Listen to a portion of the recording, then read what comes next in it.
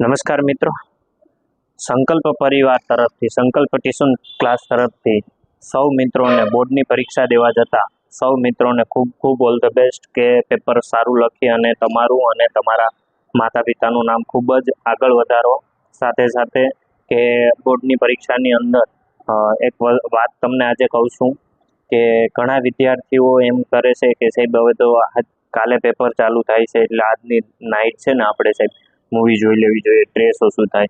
તો ભલા માણસ, આપણે એક તો આખું વર્ષ ઓછું વાંચ્યું હોય ને એમાંય બોર્ડના સમયે તમે છે મૂવી જોવાના કે એવા જે અતનવા અત્યારે માર્કેટમાં વિચારો હાલે છે એવું રાખીએ તો બોર્ડના પેપરમાં નહીં ભેગું થાય. સતત મહેનત કરો અને પરિણામ આવશે જ. આખું વર્ષ તમે ખૂબ પ્રયત્ન સારો કર્યો જ છે તો મનમાં એવા વિચારે નહીં રાખવાના કે હું ફેલ થાય. તમે કોઈ ફેલ નહીં થાવ.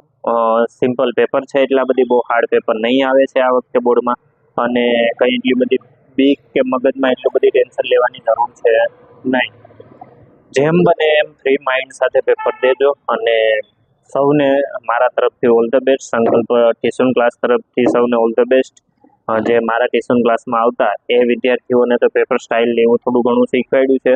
છતાં પણ જો તમને પણ કંઈ સ્ક્વેરી હોય, તમને પણ કંઈ ડર હોય, તમને પણ એવું હોય કે સાહેબ બોર્ડના પેપરમાં એટલો બધી ડર બહુ લાગે છે, નવા વિચારો આવે છે, તો એ યાદ કરી લેજો કે સાહેબ તમને છે ને જો ફેલ થશો ને તો આખું વરસ ઘરના સંભળાવશે.